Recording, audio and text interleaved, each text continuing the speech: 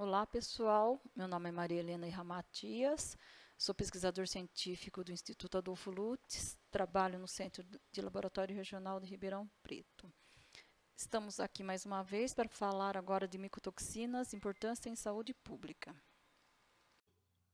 Vamos ver um pouco da introdução, as principais micotoxinas e fungos produtores, as condições para a produção de micotoxinas, a incidência de micotoxinas em alimentos, os efeitos toxicológicos, a análise laboratorial de micotoxinas e a legislação. Bom, alimento. O que é alimento? Alimento é qualquer substância ou mistura de substâncias capazes de fornecer nutrientes para a manutenção da vida. Contaminantes químicos em alimentos. É toda substância que não seja um dos seus componentes naturais que possa apresentar dano à saúde do consumidor. Entre os contaminantes químicos naturais, destacamos as micotoxinas. E o que são micotoxinas?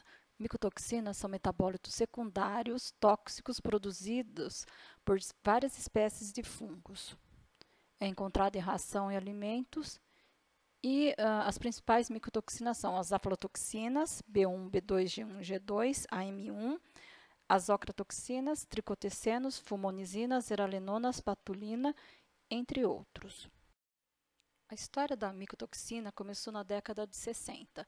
Em 1960, na Inglaterra, peruzinhos eles se alimentaram de uma ração contaminada. E esses peruzinhos começaram a morrer, ou perder o apetite, ou se tornar apático. Depois de algum tempo, em 1963, eles identificaram que essa ração elas estavam contaminada com aflatoxina, que foi produzido pelo Aspergillus flavus. A contaminação de alimentos e rações com micotoxinas é reconhecida como um problema grave mundial. Os organismos nacionais e internacionais, como o MAPA, que é o Ministério da Agricultura, a Anvisa, a Organização Mundial da Saúde, eles reconhecem os riscos à saúde humana e animal e adotam limites regulatórios para as principais micotoxinas. As micotoxinas podem afetar a saúde humana e animal. A exposição humana pode ser de duas formas, por duas vias. A direta, que é diretamente através de produtos vegetais, como a ingestão de amendoim contaminado, ou de café contaminado, ou arroz. Ou pode ser indireta, quando o animal ele consome o produto contaminado, por exemplo, uma ração contaminado, e, por exemplo, uma vaca. Aí vai sair no leite, ou a galinha vai sair no ovo, ou na carne. E o tecido animal, as concentrações são menores, nas vegetais são maiores. Mas, por exemplo, para bebês e crianças, devido ao alto consumo de leite e ao baixo peso corpóreo das crianças, a exposição é maior. As características físico-químicas das micotoxinas. As micotoxinas são as moléculas orgânicas de baixo peso molecular. Ele apresenta diferentes origens, são diferentes fungos que produzem as diferentes micotoxinas, diferentes estruturas químicas. Eu vou mostrar daqui a pouco para vocês a estrutura de algumas micotoxinas. Apresentam diferentes propriedades toxicológicas, nós também vamos ver mais à frente, diferentes modos de ação. E todas elas são estáveis às altas temperaturas. Isso é um grande problema, porque se você tiver um alimento contaminado, não vai adiantar você cozinhar, assar, que a micotoxina vai continuar lá. Aqui são as formas estruturais de 3 micotoxinas, só para vocês verificar aqui como elas são diferentes. Essa daqui é a zeralenona, a patulina e essa daqui é a ocratoxina. Aqui nessa tabela nós temos alguns fungos produtores de aflatoxinas. Vocês podem verificar aqui que uma aflatoxina ela pode ser produzida por mais de um fungo, como por exemplo as aflatoxinas, elas são produzidas principalmente pelo Aspergillus flavus, mas o Aspergillus parasíticos também produz, o Aspergillus nominus. As ocratoxinas é produzida principalmente pelo Aspergillus crasseus, a fumonizina pelo Fusarium moniliforme, os tricotecenos principalmente pelos Fusarium, Patulina pelo Penicillium expansum e a Zearalenona pelo Fusarium sp. E as condições para a produção de micotoxinas. O fungo ele tem que apresentar toxigenicidade, é óbvio, como por exemplo Aspergillus flavus, e tem que ter o substrato ideal, por exemplo amendoim ou milho. Tem que ter umidade, sem umidade não existe desenvolvimento do fungo e, consequentemente, não existe a produção de micotoxinas. A temperatura, existem várias temperaturas ideais. No caso da aflatoxina ou ocratoxina, é entre 27 e 28 graus. A patulina é um clima mais frio, entre 20 e 25 graus. Essa tabela ela mostra a incidência de micotoxinas em alimentos. Aqui nós podemos ver que uma micotoxina ela contamina mais do que um produto. Então, por exemplo, aqui no caso das aflatoxinas, no Brasil o grande problema é em amendoim, mas ela também está presente em castanhas, em feijão, milho, leite, queijo. A ocratoxina está presente em vinho, suco de uva, cerveja, café, frutas secas, especiarias. Fumonizinas em farinha e creme de milho, fubá, canjica. Tricotecenos em farinha e farelo de trigo, quibe, cevada. A patulina, principalmente em suco e polpa de maçã. A zearalenona em arroz, milho e trigo. E além desses produtos que estão listados nessa tabela, existem outros alimentos que também são contaminados por essas micotoxinas, só que em menor frequência, com menor frequência. Esta outra tabela, ela mostra a classificação das micotoxinas na Agência Internacional de Pesquisa em Câncer. No caso das aflatoxinas B1, B2, G1 e G2, ela está classificada no grupo 1. O que é o grupo 1? É cancerígenos para humanos. A aflatoxina M1 no grupo B2, que é possivelmente cancerígenos para o humano, a ocratoxina A também e a fumonizina também na B2. O deoxinivalenol, o nivalenol, a patulina e a zearalenona, ela não é classificada como cancerígenos para humanos.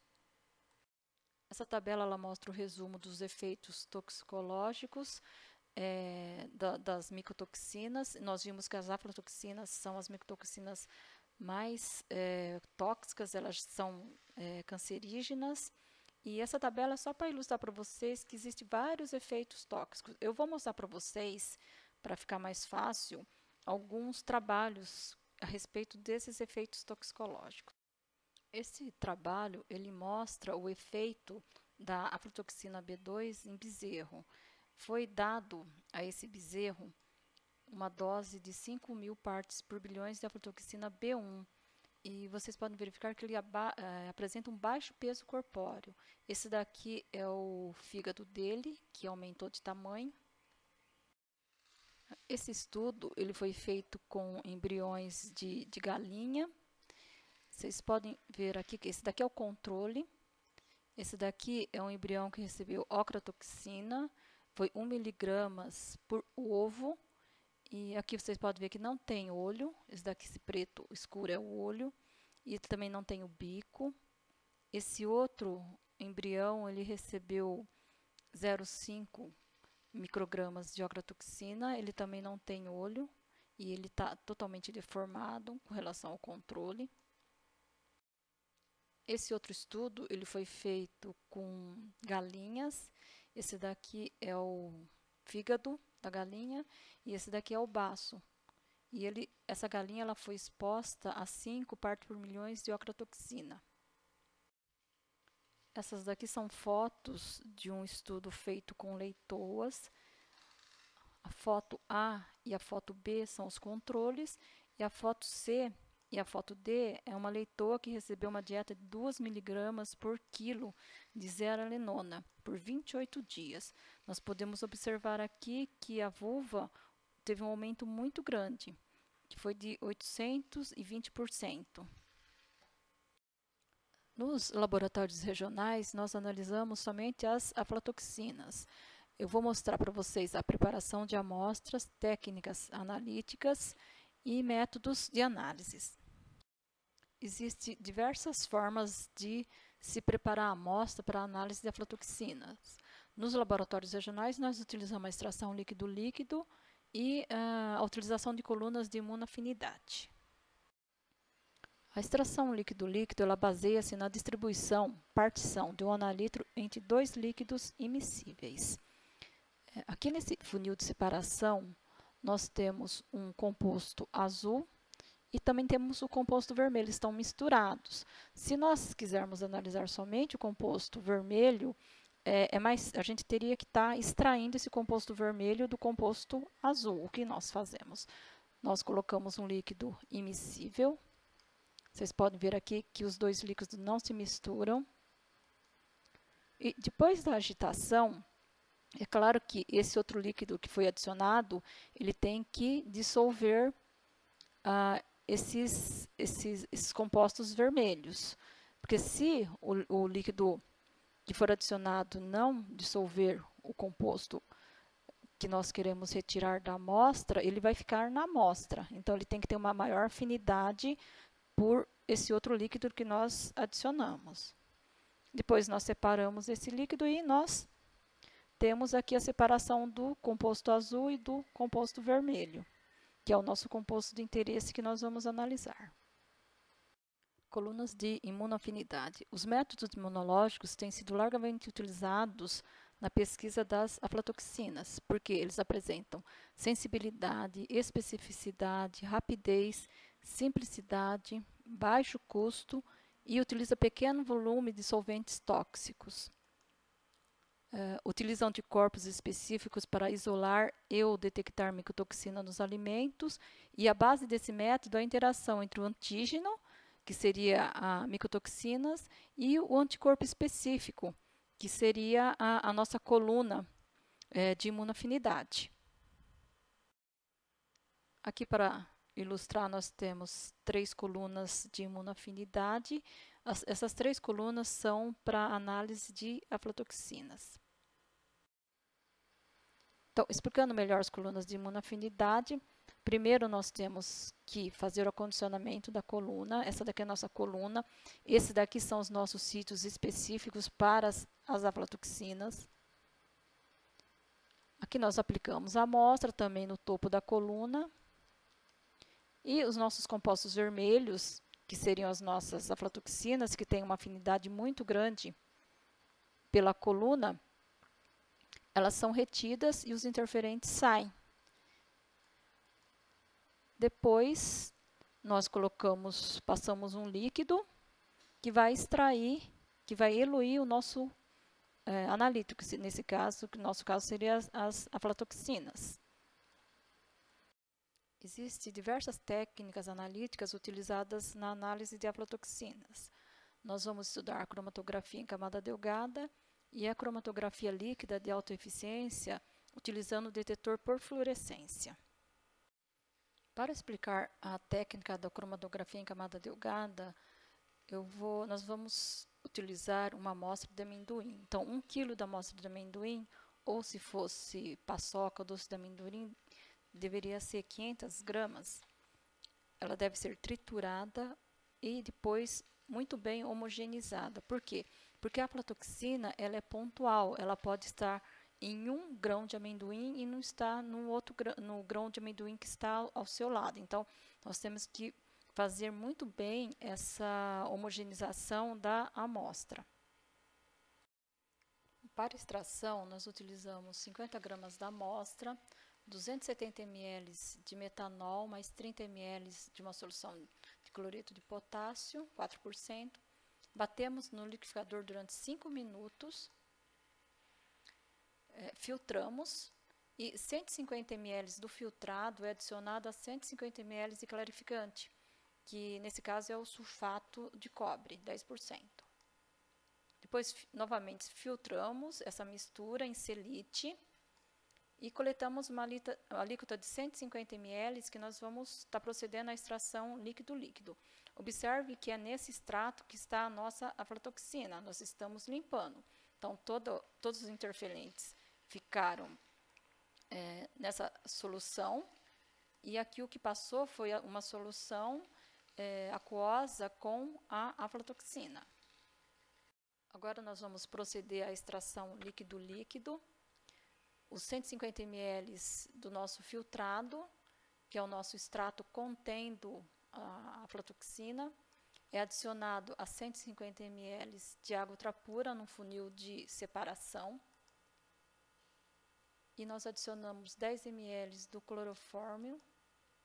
Observe que a nossa solução contendo aflatoxina, a nossa solução aquosa, ela é immiscível na solução no clorofórmio. Depois nós agitamos e a aflatoxina ela passa por clorofórmio. Por quê? Porque ela tem uma afinidade maior pelo clorofórmio do que por essa solução aquosa. Depois nós coletamos a nossa fase orgânica, contendo a aflatoxina num becker. E nós repetimos esse procedimento. Nós colocamos mais 10 ml de clorofórmio nesse funil de separação, agitamos e coletamos novamente a fase orgânica no becker. Depois nós evaporamos e dissolvemos em 800 microlitros de clorofórmio. Colocamos ultrassom para ter certeza que toda a amostra foi dissolvida durante 30 segundos. Essa amostra, esse extrato, ele já está pronto para nossa cromatografia em camada delgada, ela está pronta para ser aplicado. Terminada a extração, agora nós temos a nossa amostra aqui pronta para ser aplicada na placa cromatográfica. Os nossos padrões que nós utilizamos, de aflatoxina B1, B2, G1 e G2. Essa aqui, como eu já mostrei para vocês na aula de cromatografia, a nossa placa cromatográfica já marcada. Essa daqui é a seringa, a microseringa que nós vamos fazer a aplicação da amostra. A nossa analista pegando a amostra na microseringa para ser cromatografada. Aqui o ponto que está sendo cromatografado. E depois da cuba saturada, ela já está colocando a placa cromatográfica na cuba. E aqui já começou a ocorrer o desenvolvimento da nossa cromatografia. Essa daqui é a placa, depois dela seca, ela está na luz UV a 366 nanômetros. Essa placa eu já mostrei para vocês na aula de cromatografia. Então, aqui nós temos a aplicação dos padrões e a aplicação das amostras. Ordem de diluição das aflatoxinas. Então, esse ponto, o primeiro ponto é a G2, esse daqui é a G1, a B2 e a B1. Como eu já mostrei para vocês, essa cauda aqui, ela é os interferentes, nos padrões não tem. E a quantificação é feita através do tamanho e intensidade das manchas. Então, é feita através da comparação. Então, esse padrão de 2 microlitros, ele está muito, ou melhor, essa amostra, ela está muito próxima desse padrão, se nós formos comparar a intensidade e a cor. Depois nós fazemos os cálculos e nós chegamos à concentração da amostra. Então, a cromatografia em camada delgada também é possível quantificar, só que é uma quantificação feita através de método visual. Existem outros métodos também para estar utilizando, para estar fazendo essas quantificações, só que nós não utilizamos no Instituto Adolfo Lutz. O que nós fazemos é a comparação visual. E quando por exemplo, na amostra que deu a aflatoxina, nós temos que confirmar essa mancha, se realmente ela é a aflatoxina. E nós fazemos isso também, podemos fazer isso através da corrida com outra fase móvel ou através da cromatografia bidimensional, que eu vou falar agora. Quando a amostra apresenta muito interferentes, nós temos que fazer a cromatografia bidimensional. E o que seria isso? A cromatografia bidimensional é 2 corridas cromatográficas na mesma placa. Então, explicando melhor vocês, aqui nós temos o esquema. Nós primeiramente temos que riscar essa placa, depois fazer uma aplicação dos padrões aqui, aqui, aqui, depois mais 3 padrões aqui. E a nossa amostra aqui. E aí nós fazemos o desenvolvimento da primeira corrida cromatográfica. Então, note que os padrões estão separados, as aflatoxinas estão separadas, na amostra também, e nós temos que parar a corrida aqui. Aqui é a nossa frente da fase móvel. Porque senão, se ela subir, passar por esses padrões, ele pode misturar esses padrões. E depois é feita a segunda corrida cromatográfica nesse sentido aqui. Observe que houve a separação dos padrões e, no caso da amostra, as aflatoxinas, elas também caminharam. Quando você faz a cromatografia bidimensional em uma corrida, depois outra corrida, nós estamos separando melhor e fica melhor para nós quantificarmos e para nós analisarmos o cromatograma.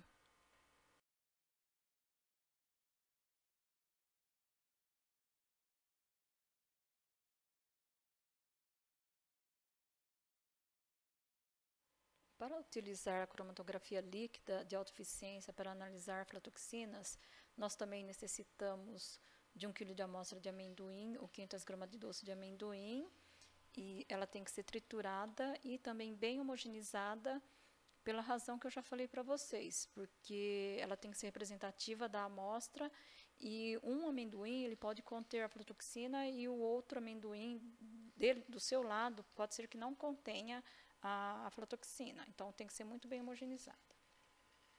Bom, a extração é utilizando a coluna de imunoafinidade, então 5 gramas da amostra, mais 20 ml de uma solução água e metanol.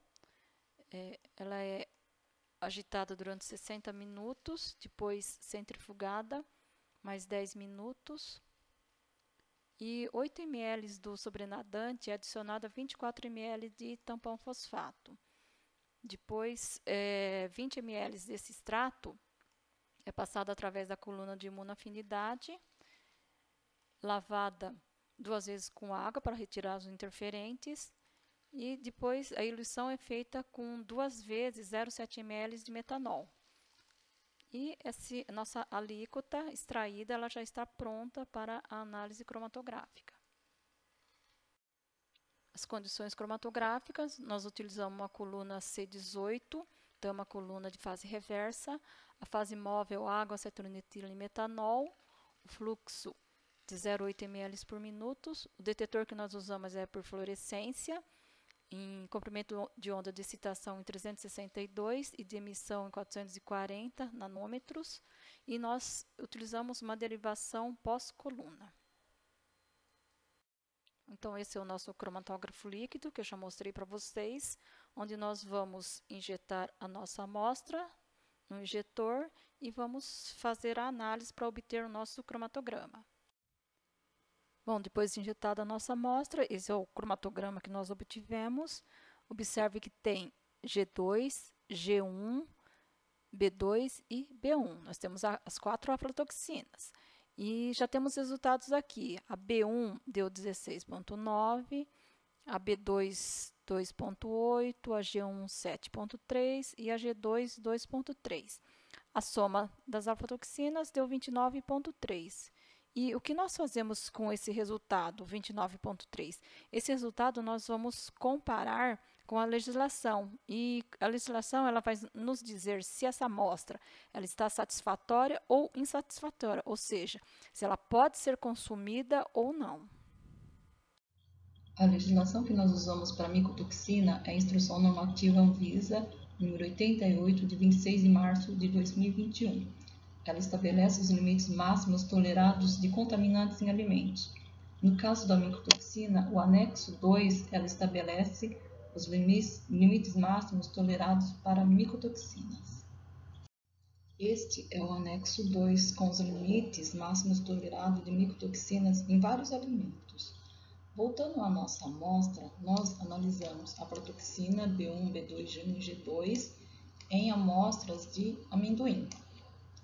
Nesse caso, o limite máximo tolerado é de 20 microgramas por quilogramas, ou seja, quando a amostra der um valor acima de 20, ela está insatisfatória ou imprópria para o consumo. Quando está abaixo desse valor, ele está próprio para o consumo. No nosso caso, a amostra deu 29,3 microgramas por quilograma. portanto, ela está insatisfatória, ou seja, ela está imprópria para o consumo. E nós não devemos consumir esta amostra. E, bom, voltando aqui ao nosso anexo 2, nós podemos verificar que nós temos várias micotoxinas, como por exemplo a aflatoxina M1 e as nossas aflatoxinas que nós já falamos.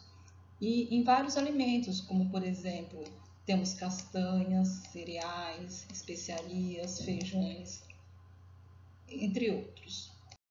Esta é a continuação do anexo 2. Temos também dioxinivalenol em vários alimentos, homonisinas. Nós temos também ocratoxina, patulina e zearalenona. Então, essa daqui é a nossa instrução normativa, onde nós temos várias micotoxinas com os limites máximos tolerados para vários alimentos. Bom, pessoal, isso era o que eu tinha para falar a respeito de micotoxinas. Espero que vocês tenham entendido a importância das micotoxinas para a saúde pública e principalmente a importância das análises dessas micotoxinas. Muito obrigada pela atenção.